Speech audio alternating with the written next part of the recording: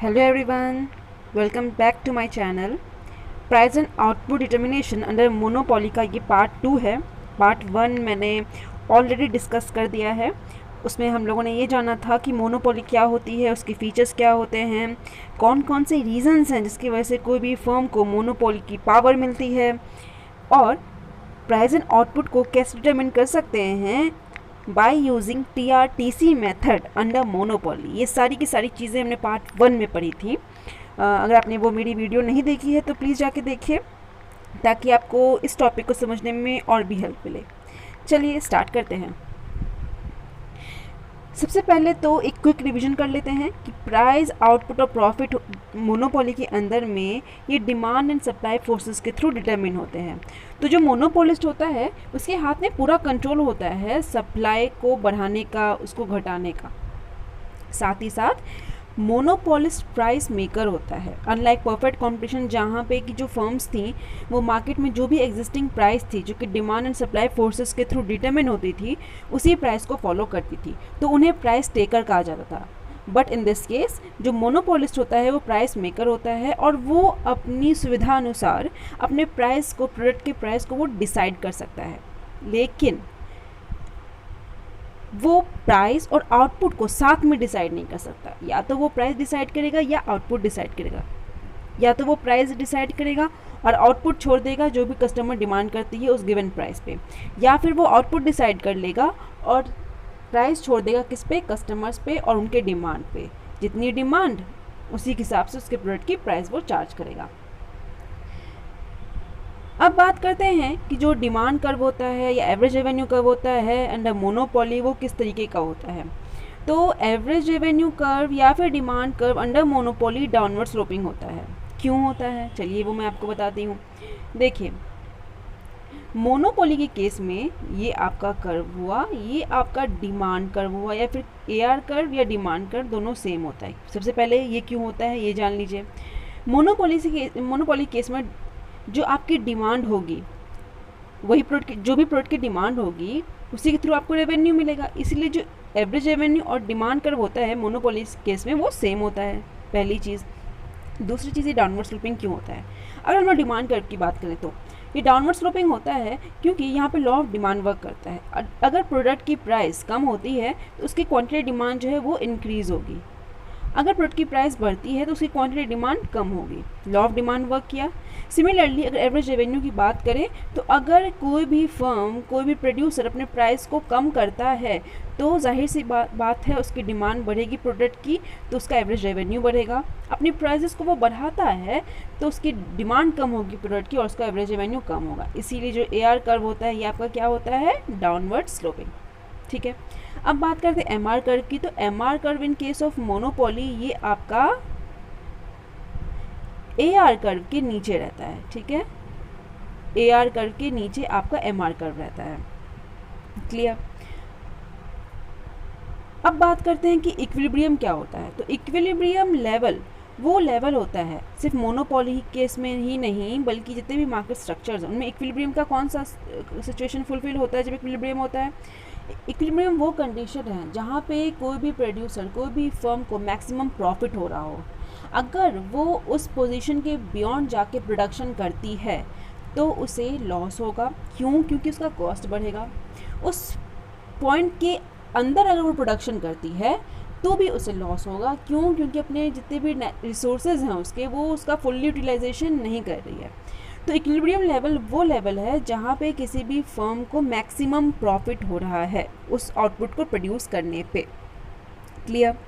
तो इक्विलिब्रियम में हमने परफेक्ट कॉम्पिटिशन में पढ़ा था कि इक्विलिब्रियम का जो केस होता है उसमें दो कंडीशंस होती हैं कि MR MC के इक्वल होना चाहिए. MR मतलब कि जो आपका एक एक्स्ट्रा रेवेन्यू प्रोडक्ट को सेल करने से जो आपका एडिशनल रेवेन्यू मिला है यानी कि MR, वो आपको उस एक्स्ट्रा प्रोडक्शन के जो कॉस्ट बढ़ा है आपका एक्स्ट्रा प्रोडक्ट को प्रोड्यूस करने से, उसका जो कॉस्ट है वो तो इक्वल होना चाहिए. या फिर आप बोल सकते हो जो MR है वो MC के इक्वल होना चाहिए. तो इक्विलिब्रियम का वही पॉइंट है. Clear. So here you can see the equilibrium level in monopoly is that level of output in which marginal revenue equals marginal cost. The producer will continue to produce as long as marginal revenue exceeds the marginal cost, जब तक उसका marginal revenue marginal cost से ज़्यादा होता रहेगा उस point तक producer आपका क्या करता रहेगा, प्रोड्यूस करता रहेगा। चलिए, monopolist like a perfectly competitive firm tries to maximize his profit. कहने का मतलब ये है कि मोनोपोलिस्ट भी परफेक्टली कॉम्पिटिटिव फर्म की तरह ही अपने प्रॉफिट को मैक्सिमाइज करना चाहती है। प्रॉफिट मैक्सिमाइजेशन के लिए वो प्राइस डिसाइड करेगी, और वो जो प्राइस डिसाइड करने का पूरा प्रोसीजर होता है वो कैसे होता है, इक्विलिब्रियम एनालिसिस के थ्रू होता है। आप इक्विलिब्रियम डिसाइड करो, उसके बाद आप क्या प्राइस को फिक्स करोगे वो डिसाइड किया जा सकता है। ठीक है, तो अगर हम बात करें कि प्रॉफिट मैक्सिमाइजिंग आउटपुट लेवल या प्राइस क्या होगा मोनोपोलिस्ट के केस में, तो इसके दो अप्रोचेज़ हैं, TRTC मेथड और MRMC मेथड। TRTC मेथड क्या होता है ये ऑलरेडी डिस्कस कर चुके हैं, तो इस पर ज़्यादा डिस्कस नहीं करते हैं। MRMC मेथड की अगर हम लोग बात करें तो इसे marginal revenue marginal cost method कहते हैं, और ये ज़्यादा इजी है कंपेयर टू TRTC मेथड। यहाँ पे आप एक पर्टिकुलर पॉइंट ले सकते हो कि वहाँ पे आपका इक्विलिब्रियम होगा। The MRMC method is more often used to find out equilibrium since it is simpler and accurate. अगर आपके एग्जाम में आता है आउटपुट एंड प्राइस डिटरमिन करने के लिए अंडर मोनोपोली, तो आप TRTC मेथड और MRMC मेथड दोनों ही एक्सप्लेन कर सकते हो। अगर आपका TRTC मेथड फिर भी क्लियर नहीं है या फिर आप उसको एक्सप्लेन नहीं कर पा रहे हो, देन कोई बात नहीं, आप इसके दो कंडीशंस लिख लीजिएगा और MRMC मेथड पे आएगा। हाँ, अगर पर्टिकुलरली आपको TRTC मेथड पूछा गया है then you have to explain that thing in your answer. Okay, अब हम बात करते हैं कि price and output determination under monopoly के केस में यहाँ पे दो पीरियड्स को कवर करेंगे हम लोग, short period and long period. अब शॉर्ट पीरियड की बात करते हैं, तो देखो जितने भी फैक्टर्स ऑफ प्रोडक्शन होते हैं ना, ये दो तरीके के होते हैं, एक होता है फिक्स्ड, एक होता है वेरिएबल। फिक्स्ड को हम चेंज नहीं कर सकते हैं, अगर हमारे पास टाइम कम है तो फिक्स्ड फैक्टर को इतनी जल्दी चेंज नहीं किया जा सकता है। फिक्स फैक्टर क्या क्या हुआ, जैसे लैंड हो गया, कैपिटल हो गया, तो इनको इतनी जल्दी चेंज नहीं किया जा सकता है। जबकि शॉर्ट रन यानी कि कम समय में आप वेरिएबल फैक्टर्स यानी कि लेबर हो गया, रॉ मटेरियल्स हो गए, इन सबको आप चेंज कर सकते हो। तो शॉर्ट पीरियड वो टाइम पीरियड है जिसमें कि प्रोडक्शन को बढ़ाने के लिए वेरिएबल फैक्टर्स को चेंज किया जा सकता है, बट फिक्स फैक्टर्स को चेंज नहीं किया जा सकता है। क्लियर? अगर हम लोग इक्विलिब्रियम की बात करें तो अभी मैंने जैसे कि भी आपको बताया है कि यहाँ पे दो कंडीशंस आपको फुलफिल करनी पड़ेंगी। एक है MC MR के इक्वल होना चाहिए, और दूसरा है कि MC कर्व जो है MR को नीचे से कट करे। अगर हम इस चीज़ को ग्राफ के थ्रू समझने की कोशिश करें तो आपको कुछ इस तरीके से बनाना पड़ेगा। ठीक है, ये आपका X एक्सिस हो गया, ये आपका Y एक्सिस हो गया। यहाँ पे आप C या फिर R लिख सकते हो, ये आपका आउटपुट हो गया X एक्सिस पे। ठीक है, ये आपका AR हो गया, अभी मैंने बताया। इसके नीचे आपका MR हो गया। पहली कंडीशन है MC इक्वल्स टू MR और दूसरी कंडीशन है MC curve cuts MR from below. तो ये नीचे से आपने एक MC कर्व बना दिया। तो ये वाला जो पॉइंट है ये आपका इक्विलिब्रियम पॉइंट है। अगर हम इसको नीचे तक ले जाते हैं तो ये OQ, अगर हम इसका नाम लिख दें तो OQ आपका लेवल ऑफ आउटपुट जो है वो इक्विलिब्रियम आउटपुट है। ठीक है,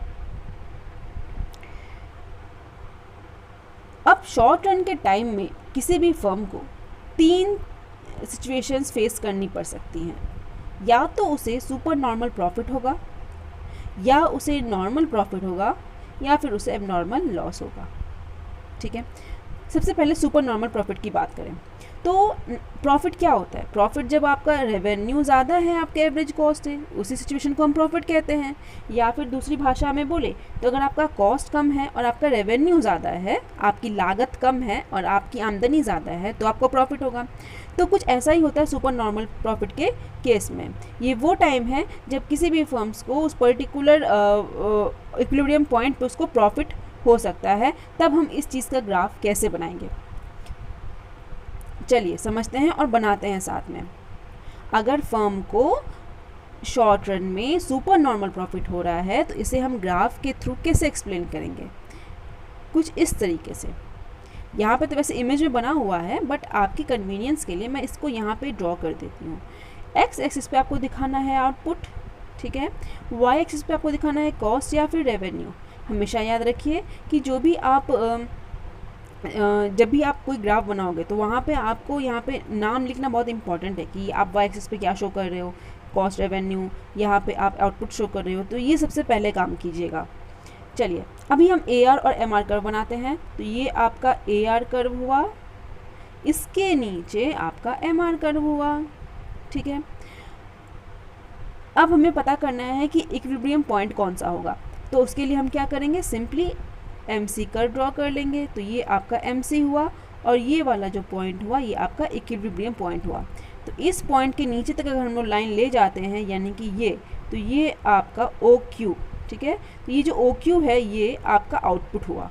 इतना अगर आप आउटपुट प्रोड्यूस करते हो तो आपको मैक्सिमम प्रॉफिट होगा, और अगर इससे बियॉन्ड जाते हो तो आपका कॉस्ट बढ़ने लगेगा, ठीक है। अब दूसरी चीज़ ये है कि अब हम प्रॉफिट कैसे पता करें। तो अभी मैंने बताया कि सुपर नॉर्मल प्रॉफिट वो केस है जहाँ पे आपका जो एवरेज कॉस्ट है वो कम है एवरेज रेवेन्यू से। तो एवरेज कॉस्ट कम है एवरेज रेवेन्यू से, इसलिए हम एवरेज कॉस्ट का जो कर्व होगा ना वो नीचे बनाएंगे, यानी कि आप उसको कुछ इस तरीके से बना सकते हो। ये आपका एवरेज कॉस्ट हुआ, क्लियर, ये आपका एवरेज कॉस्ट हुआ।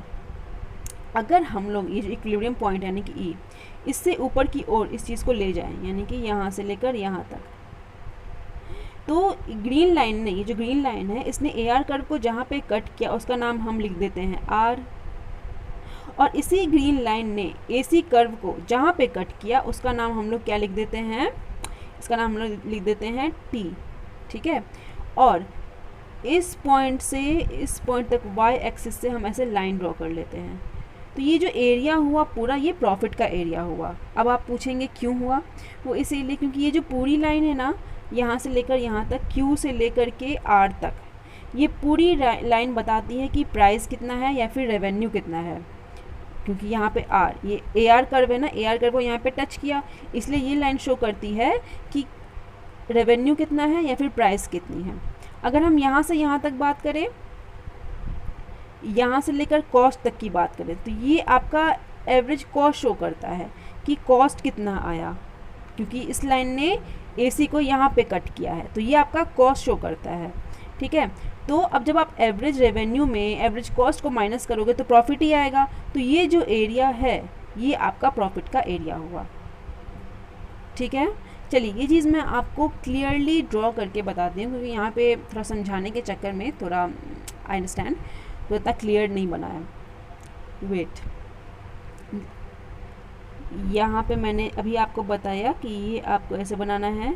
ये आपका एक्स एक्सिस हो गया, सॉरी, ये आपका एक्स एक्सिस हो गया, ये आपका वाई हो गया, ये आपका कॉस्ट रेवेन्यू हो गया, ये आपका आउटपुट हो गया 0।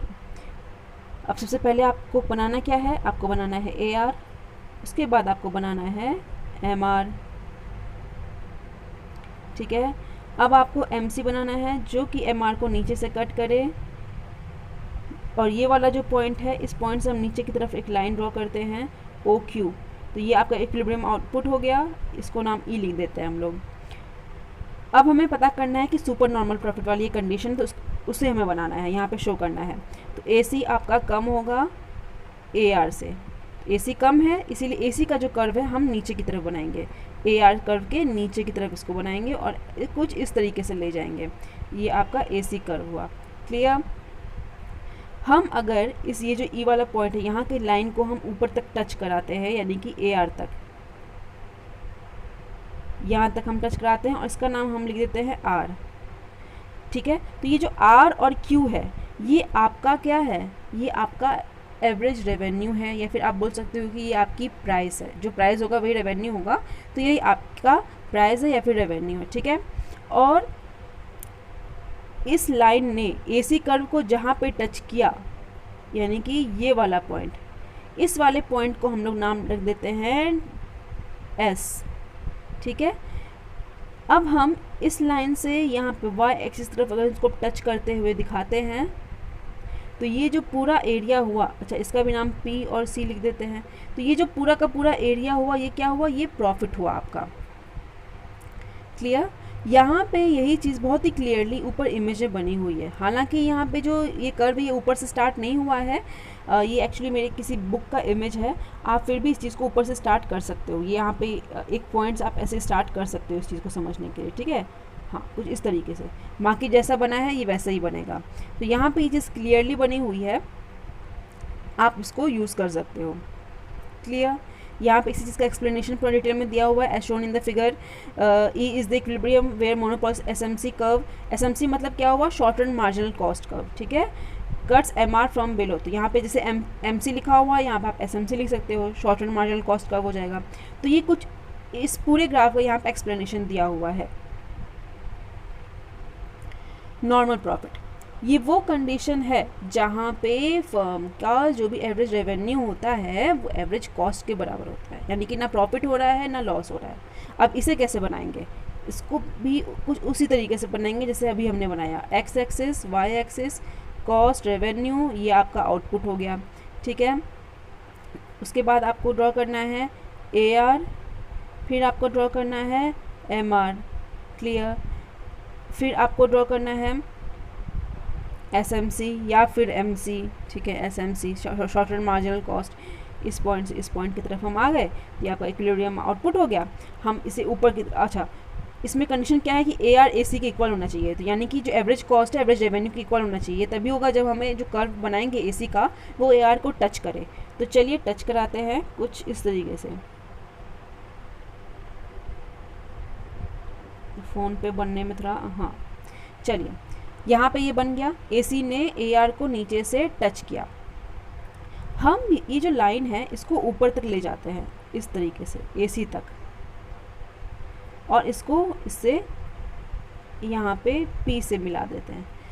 तो ये जो यहाँ पे पॉइंट हम देख रहे हैं, ये जो E है ये आपका इक्विलिब्रियम पॉइंट है, और इस कंडीशन में जो भी फर्म है उसको नॉर्मल प्रॉफिट हो रहा है। The monopoly firm earns normal profit if AR equals to AC. In the given figure, E is the point of equilibrium, OK is the equilibrium output, because at this level of output marginal cost curve cuts MR from below, और ये कौन सा point है, E point पे, ठीक है।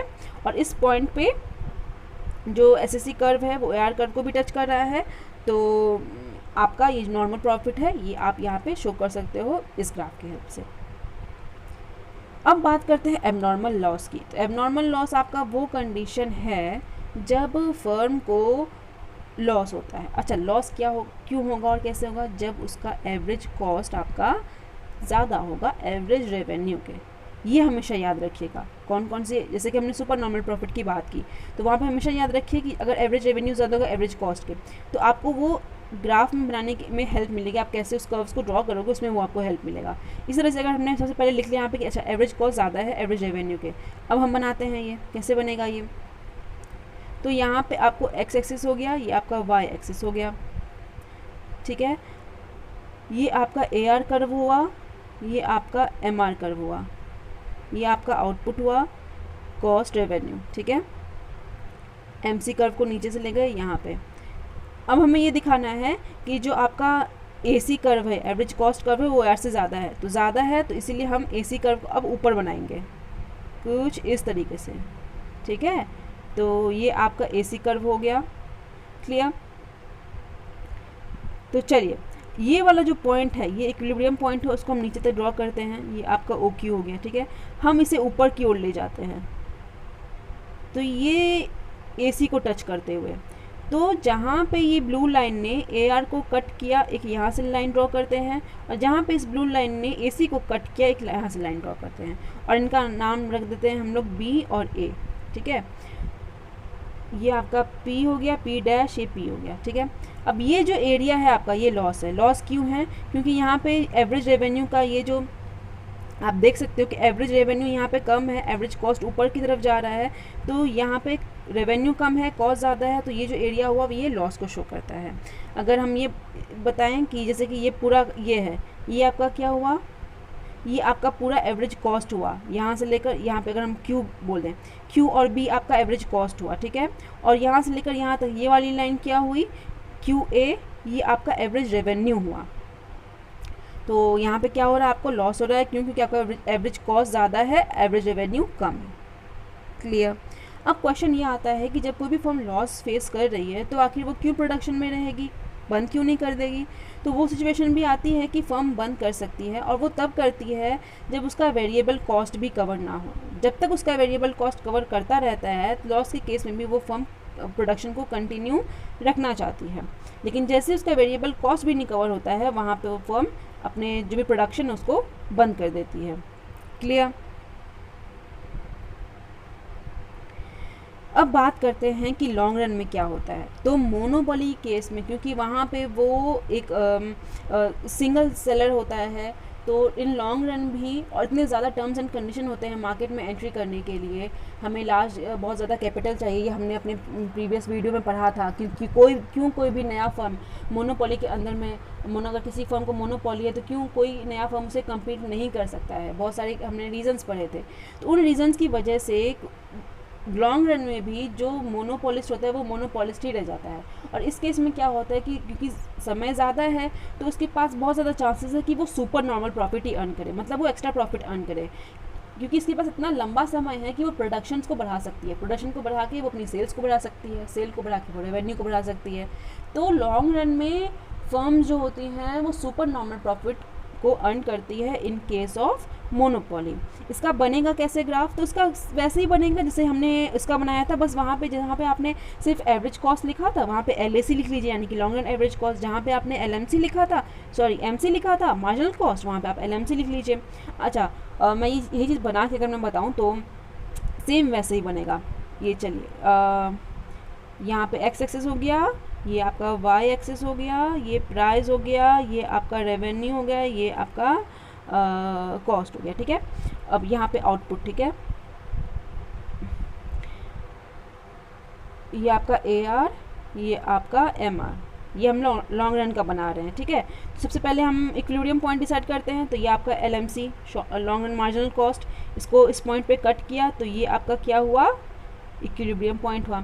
अच्छा, मैंने अभी बताया कि लॉन्ग रन के केस में फर्म्स क्या अर्न करती है, super normal profit, SNP super normal profit. और सुपर नॉर्मल प्रॉफिट कैसे अर्न कर सकती है, जब उसका एवरेज कॉस्ट कम हो एवरेज रेवेन्यू के। ठीक है, एवरेज कॉस्ट हमें नीचे से बनाना पड़ेगा। अभी एवरेज रेवेन्यू कर्व के नीचे से बनाइए इसे, अब कुछ इस तरीके से।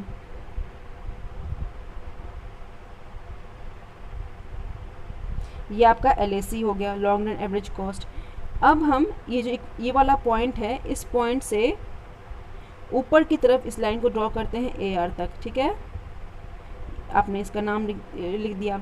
अब जहाँ पे इसने AC को कट किया इसका भी नाम R लिख लीजिए, और इसको यहाँ से लाइन ड्रॉ कर लीजिए Y एक्सिस से, PS। तो ये जो रेड वाला एरिया है, शेडेड एरिया, ये आपका क्या हुआ, सुपर नॉर्मल प्रॉफिट। यहाँ पे क्लियरली इमेज बना हुआ है, आप यहाँ पे इसको देख सकते हैं कि ये आपका AR हो गया, ये आपका MR हो गया, ये आपका LAC हो गया, ये आपका LMC हो गया, लॉन्ग रन मार्जिनल कॉस्ट, ये E हो गया। इससे हम ऊपर की तरफ लाइन ले जाएंगे AR को टच करते हुए, और फिर LAC तक टच, वहाँ जहाँ पे उसने LAC को टच किया वहाँ से एक लाइन ड्रॉ करेंगे Y एक्सिस की तरफ।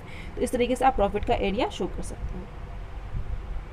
आई होप मोनोपोली की जो मेरी वीडियो थी, दोनों प्रेजेंट आउटपुट को कैसे डिटरमिन करना है इन केस ऑफ मोनोपोली, आपको क्लियर हुआ होगा प्रॉपर वे में। अगर कुछ भी डाउट रह गया है तो प्लीज़ नीचे कमेंट कीजिए।